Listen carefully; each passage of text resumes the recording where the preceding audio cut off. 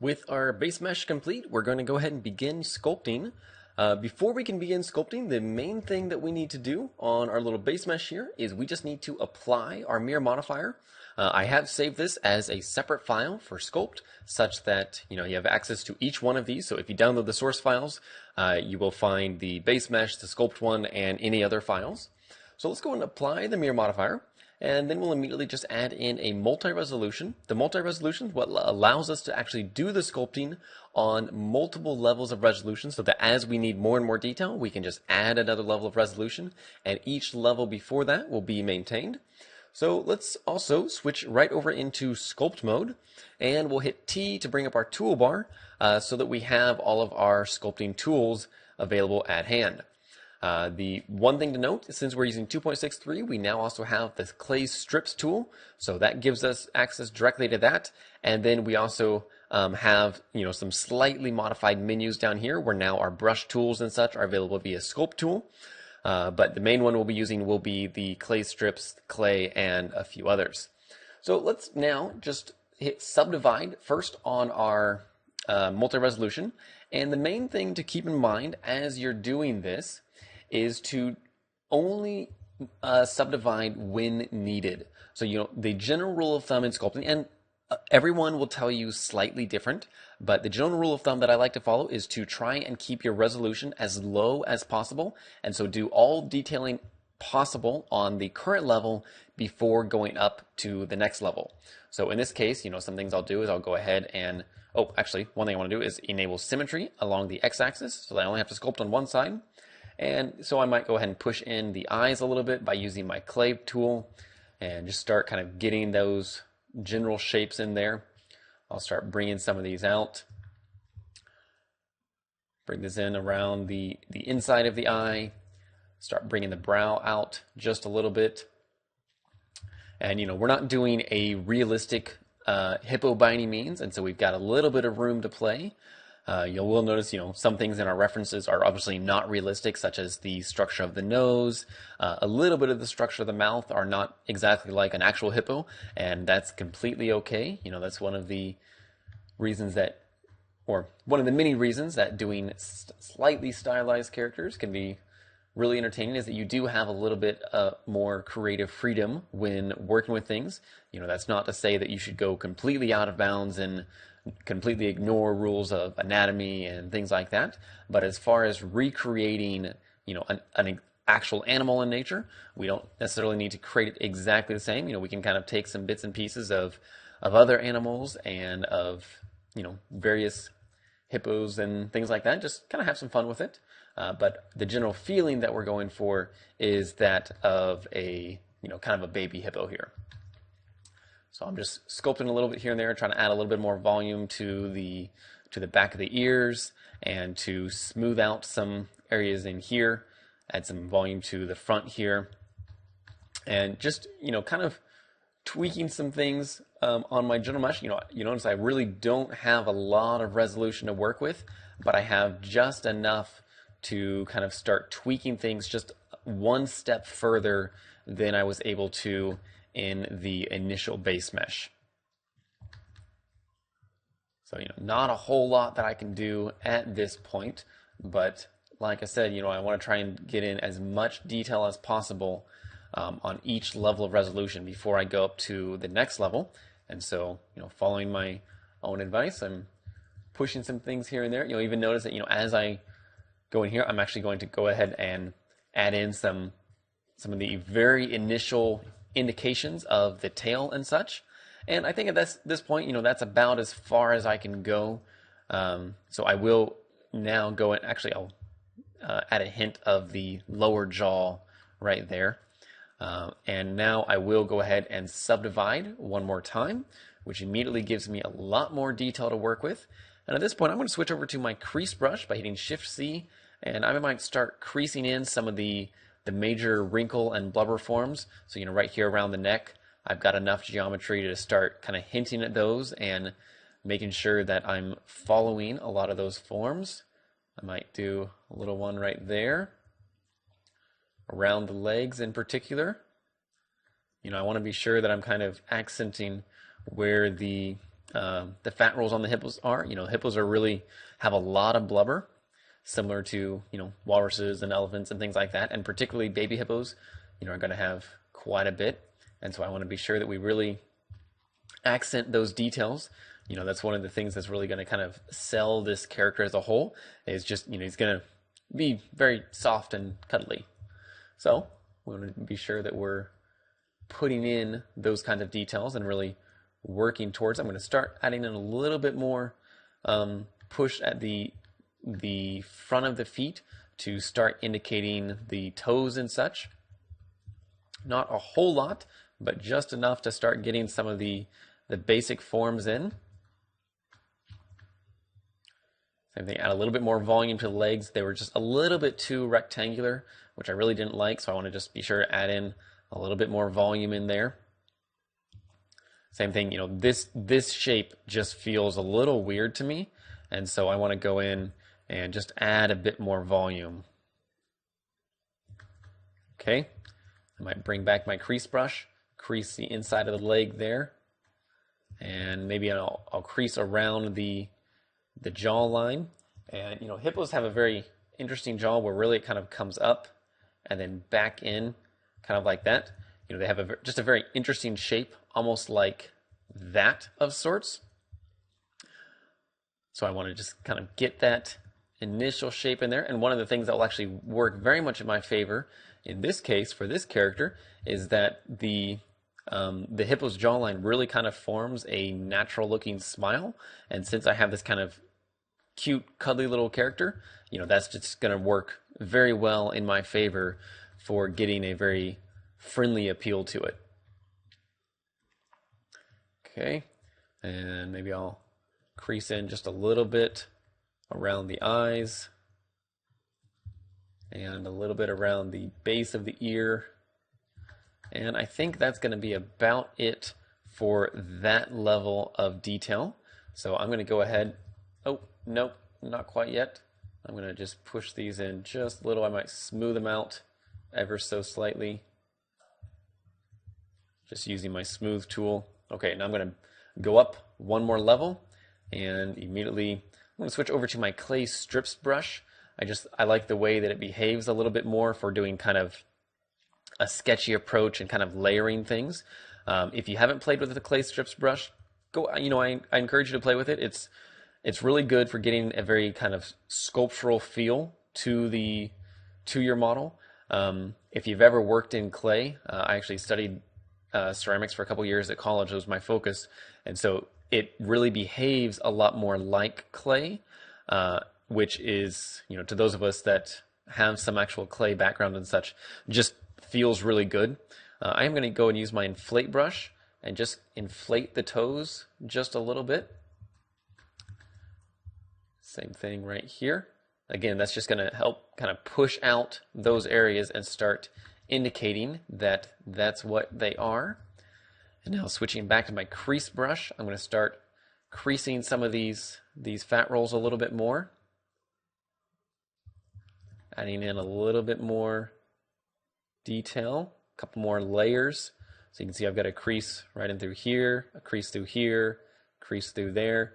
Just really kind of getting in that detail. I might switch my grab brush real quick, and I'm just going to pull up this area just to raise it up a little bit. And then I'm going to switch directly over to my clay brush and just add a good bit more volume right there at the chest and kind of in between the legs. And using a very large clay brush, then I can really kind of push all those areas up. And I know that, I really kind of went out of the bounds of my reference there, but I actually kind of like it. It just gives it a slightly more chubby feeling, which in this case works really well, I think. And so I'm actually going to go ahead and leave that. I'll go ahead and add in these fat roll indications here and around the legs and such. Same thing, I'll start indicating one, kind of wrapping around the back legs, around the back here. I might start creasing in the base and side of the tail. And then maybe I'll actually switch over to my snake hook brush, and I'm just going to grab this ever so slightly. And the snake hook brush is really cool because basically it grabs and lets go as you move along. So, you can see here, if I were to pull this out, basically it lets go of a vertex, consistently. That's a very poor description of the snake hook brush, but basically it's a little nicer than the grab tool for pulling out, say, tails or fingers or something, things like that. Just gets a little bit more even without just pulling everything out the same distance. Okay, might go ahead and add in another layer right there, another one here. And these rolls are really going to start coming together here in just a moment, because I'm going to use the inflate brush to then just kind of push them together, and we'll really start to accentuate all of the details in here. I'm going to get a little bit more around the nose in here. And you notice right now I'm still just using my crease brush to get the details that I want.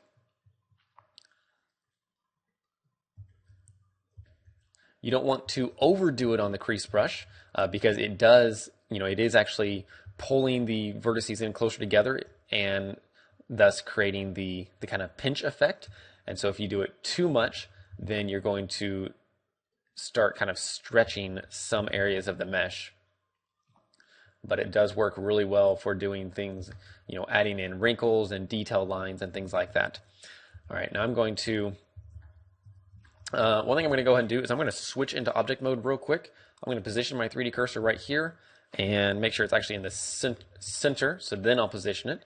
I'm going to hit Shift A, add in a mesh and a sphere, hit go right into edit mode, and this is just going to be the eye.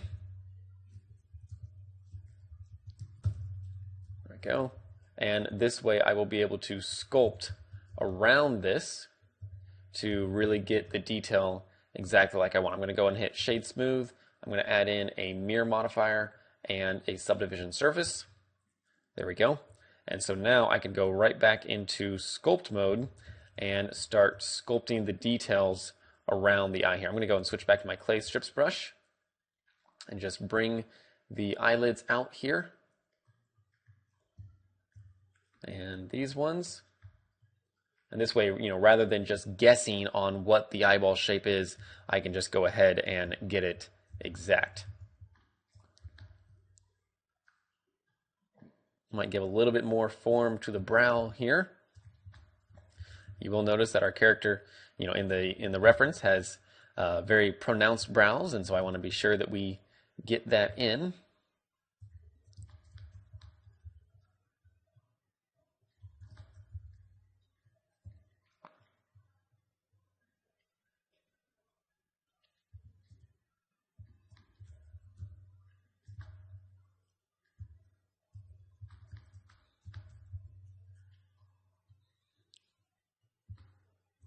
Okay, that's starting to feel pretty good.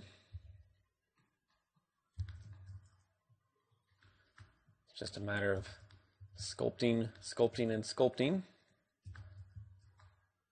Okay, I switch back to my crease brush, start kind of detailing some of these areas just a little bit more.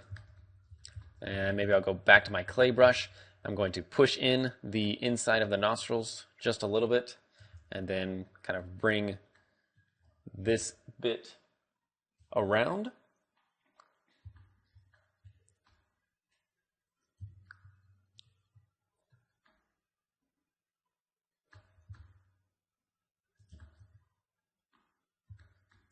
Okay, there we go. And maybe I'll bring this up in here. And now let's do a little bit of work on the ears. On the ears, I really want to bring, they fold in on themselves a little bit. So I'll bring this out, add some volume. Might increase my strength just a little bit. And I'm going to continue trying to kind of bring this layer as if it's kind of curving around here and around like that. Then this one is kind of coming up almost under it and just really kind of adding some good depth to it.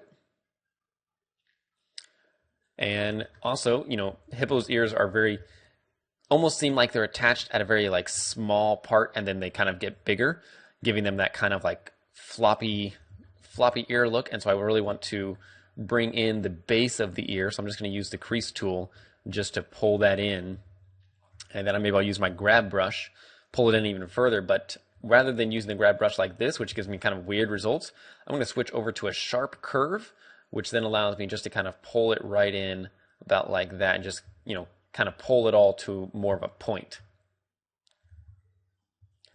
And then at the same time, I might go ahead and just reshape the ear just ever so slightly. Okay, I think that will work well.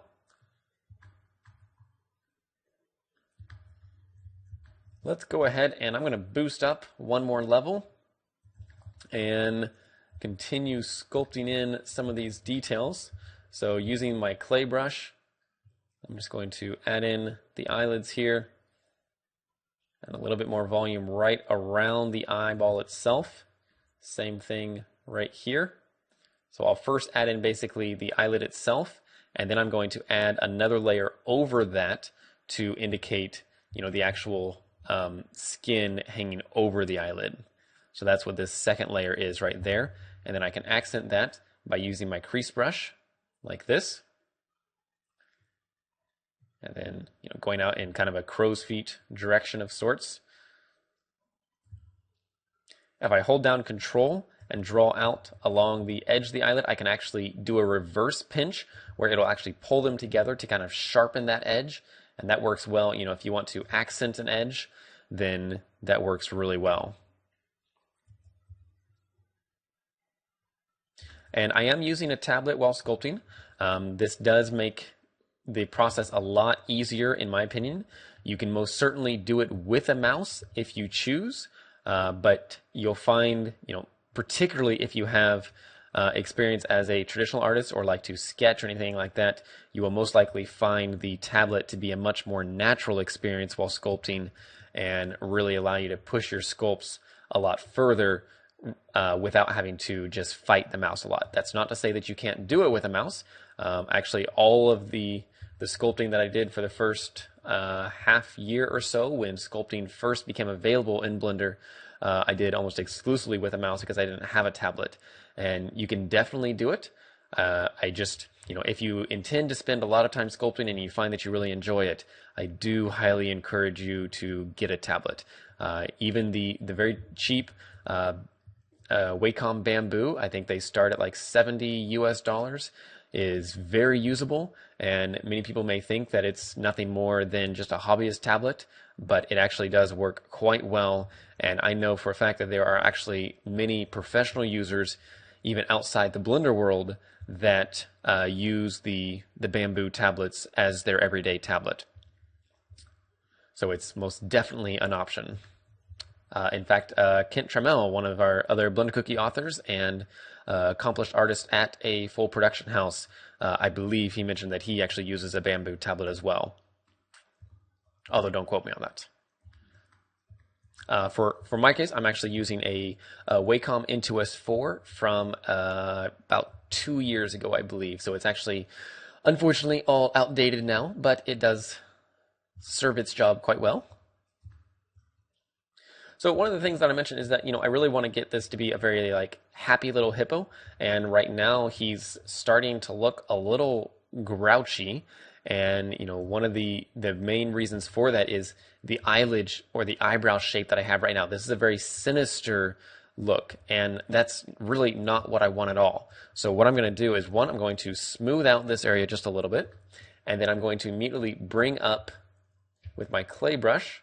I'm going to add a little bit more volume up in here, so I'm going to get more of this feeling, and that will give me a much more relaxed, almost like innocent look in a way. And particularly if I, you know, take these wrinkles around the eyelid, and if I just arc them up towards the top of the head and towards the brow, it'll immediately give it a much more relaxed look. If I also go ahead, and another way to do it is if I accent the mouth by just trailing some wrinkles at the back up in kind of a fake smile of sorts, that will also help accent the expression on the hippo to make him look a lot more relaxed. And I'm going to smooth this out even more and even go ahead and bring up the eyebrows a lot earlier.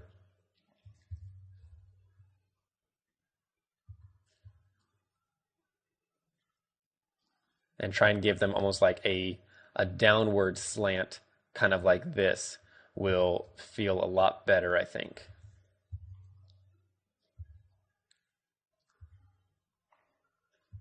And I am starting to get a little low on resources since I'm recording this at the same time. You know, it's a little harder to sculpt everything that I would like. Plus, this is not actually my main workstation. I mostly do my recording on this one, and then I do most of my sculpting on my iMac, just because my iMac has a little bit more RAM than this one does. And RAM is definitely very vital if you want to do a lot of sculpting and such. Definitely encourage you to, you know, really invest in your RAM. You know, obviously you also want a very good processor, and if you're doing rendering, you want a good video card and such, but RAM is not to be overlooked.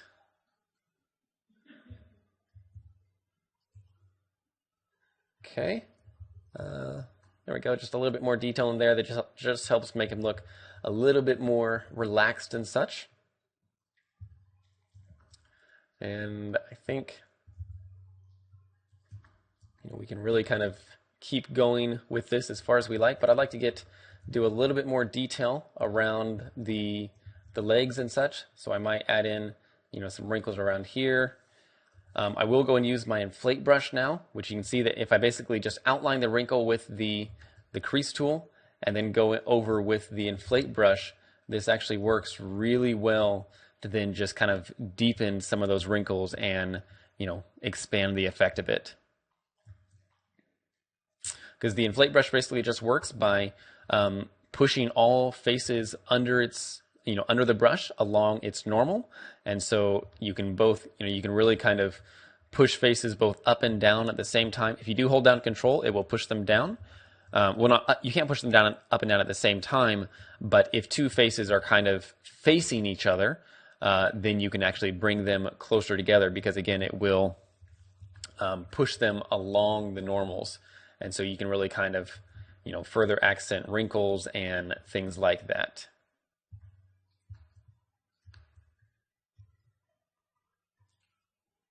And it can you can also use it fairly well for actually just drawing wrinkles themselves, with, you know, without too much trouble.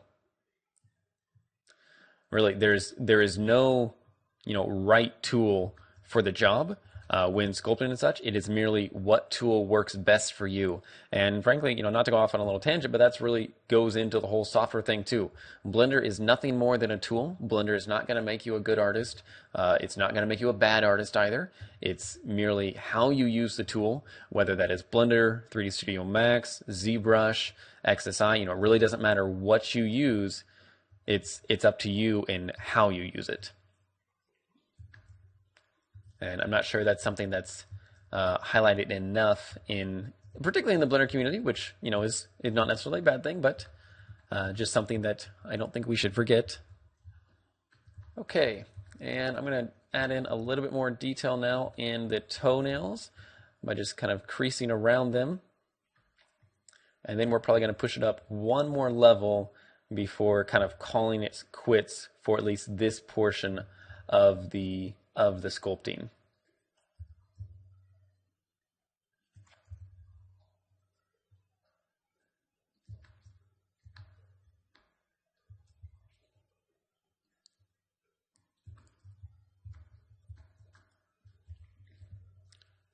Just kind of push that back a little bit, just get a little bit more curve to it.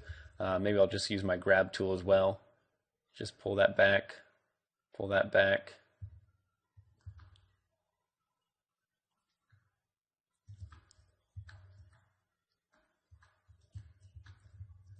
Okay, I'm going to switch back to my crease brush and push in some of these areas a little bit more. Bring in my inflate brush.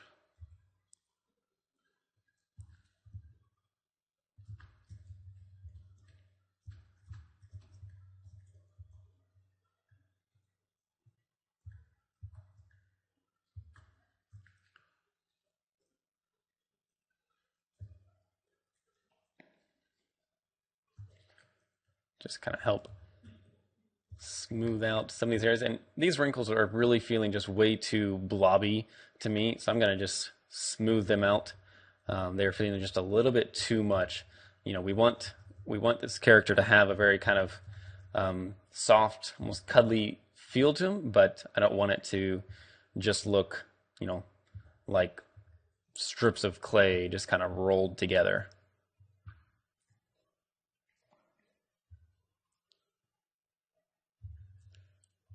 Okay. I'll use my inflate brush just to push in some of those areas just a little bit more that I just put in.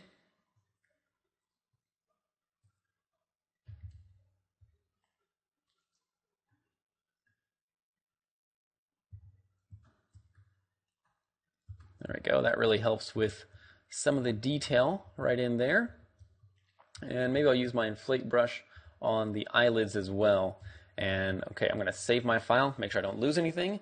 And let's go ahead and push it up one more level just to get some last bit of sculpting in here. You will notice that I'm starting to lag just a little bit. So one thing I can do to help save some of my speed is under the sculpt menu, if I enable fast navigate, what that'll do is it'll lower the resolution every time that I rotate around the viewport, allowing me to more easily get to the areas that I want. One other thing I can do is if I hit Shift B, I can bring up my hide box and I can just drag across the area that I want. Oh wait, no. Let's see. I got my hotkey wrong, I believe. Alt B, maybe? Ah, there we go. And that allows me just to hide portions of the mesh. So anything within the box with Alt B will be shown. Anything outside the box will be hidden. Just allows me to kind of consolidate my view just a little bit, get slightly better results or slightly better speed, which right now, you know, I'm really kind of at the limit of what my computer can do while also recording. And so I'm, you know, not able to do a whole lot more. But that is one thing that you can do to increase performance when you're sculpting. So I'm just adding in a little bit more detail here and there.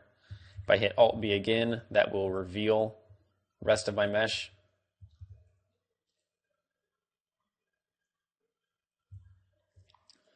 I can go into a little bit more creasing here and there.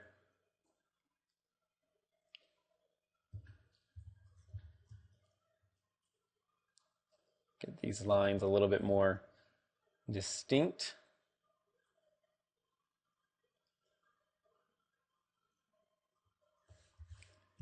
Maybe use my inflate tool, push that area in just a little bit, and then maybe I'll push these out, or yeah, bring these out a little bit again with the inflate tool, just getting a little bit more volume to them.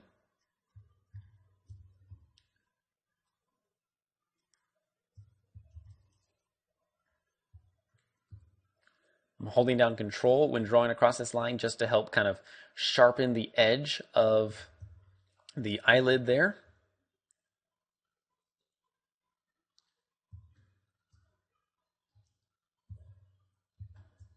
Okay, now those feel a little too bold to me, so I'm just going to smooth them out just a little bit.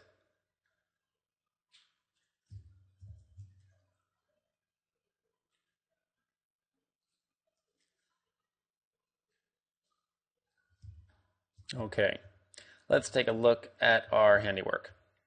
Okay, so that's actually feeling pretty good. There's a couple areas in here that, you know, maybe need a little bit more detailing or a little bit more form to them, where it just, you know, it feels a little bit like the area got left, and so all the surrounding areas look detailed and such, and then these areas are not. And so I want to address those real quick. And that feels pretty good.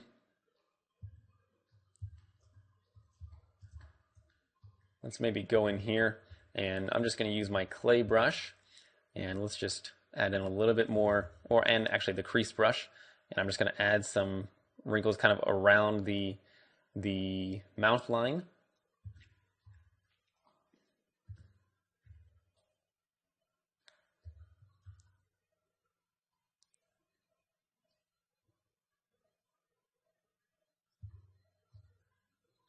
Same thing here. And I'll use my inflate brush again, just to push these in, or push them out a little bit, I should say.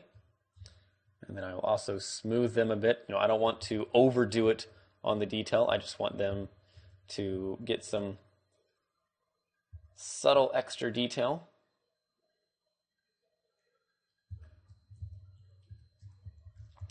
And then maybe I'll go ahead and really kind of accent that line. That's just kind of a nice line in the overall shape here.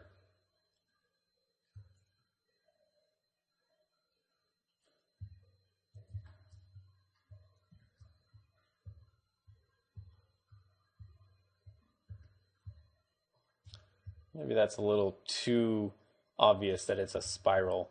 It just feels a little weird. And maybe I'll actually go ahead and solve some of that by inflating the inside of the nose. Hippos, since they go underwater a lot, they have a very different nose than you might initially. Ooh, that actually just looks kind of weird. I'm having a little just creative freedom here while I'm working on this. But they are basically able to, if I hope I've got this right, I believe, they should be able to actually like close their nose essentially. Same thing, they can basically close off their ears and whatnot and really have pretty good mobility in the water and such. And okay, let's go in and on the feet, let's do this last bit. I'm just going to get a little bit more detail around the toes and such. Basically add a line for each of the kind of toenails and then a wrinkle right around them. Will really help sell the whole thing. Where before, there really wasn't a whole lot there.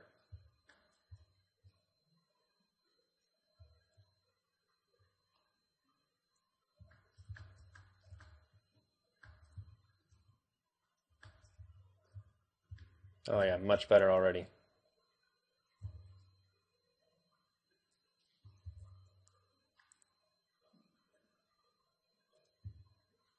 Smooth out that a little bit.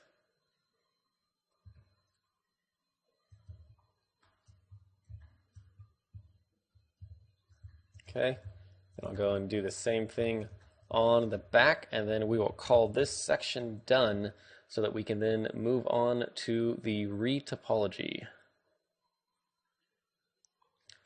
Okay.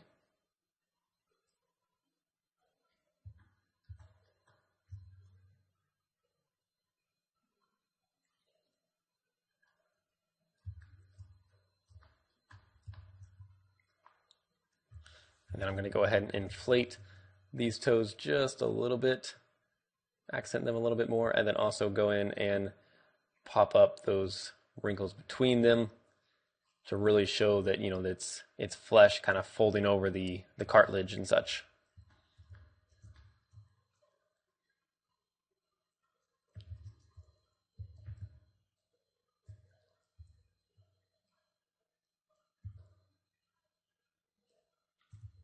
Okay, I think that will do it for this. Gives us a kind of cool, fun little hippo character. And we're ready to go ahead and start retopologizing this guy to get a little bit, give us a nice animation and texture-friendly mesh that then will still have all this detail. We can bake in a normal map. We could also go in and do a high-frequency sculpt if we wanted, where basically we start with the retopologized mesh, and then we sculpt on top of that. So we only basically sculpt where needed. It works really, really well. And I think that will do it. Okay, so saving our file, we're going to call that quits for the time being.